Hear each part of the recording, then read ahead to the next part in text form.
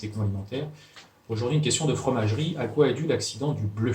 Alors le bleu, c'est une moisissure, c'est Penicillium roqueforti, et c'est une des moisissures les plus opportunistes, c'est-à-dire qu'elle est capable de se développer dans les milieux secs, les milieux très humides bien évidemment, mais les milieux aussi très salés, les milieux très acides, et les milieux peu oxygénés, même si elle a besoin d'oxygène pour se développer.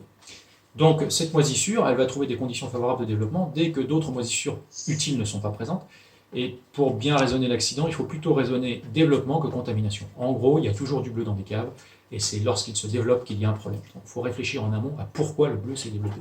Si c'est surtout le fromage, c'est que globalement, soit tout le fromage est trop salé, trop sec, trop acide, soit c'est l'ambiance qui est complètement pourrie, qui n'est pas assez oxygénée, pas assez aérée, et qui fait qu'on a ce développement global. Si c'est une des phases des fromages, c'est qu'il y a un problème de retournement ou qu'il y a un problème d'hétérogénéité de salage, notamment quand on a un salage à sec.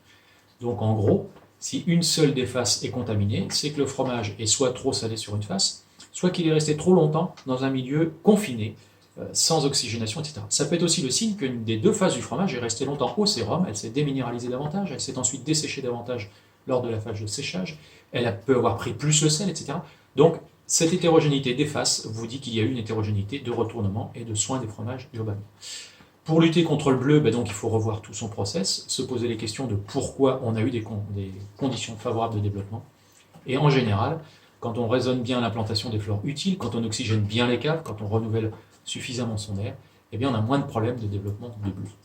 Donc c'est récurrent sur les pâtes molles, quand les caves ne sont pas assez ouvertes, quand les fromages sont trop salés, voilà, c'est des choses qui peuvent arriver. Ça ne donne pas de gros défauts de goût, ça donne des défauts, ça donne des goûts un peu plus forts, un peu plus typés, que les consommateurs apprécient ou pas. On retrouve ça plutôt sur les producteurs fermiers, c'est absolument pas un défaut, c'est une caractéristique, mais sur les produits industriels, ça devient un défaut, le visuel est très important.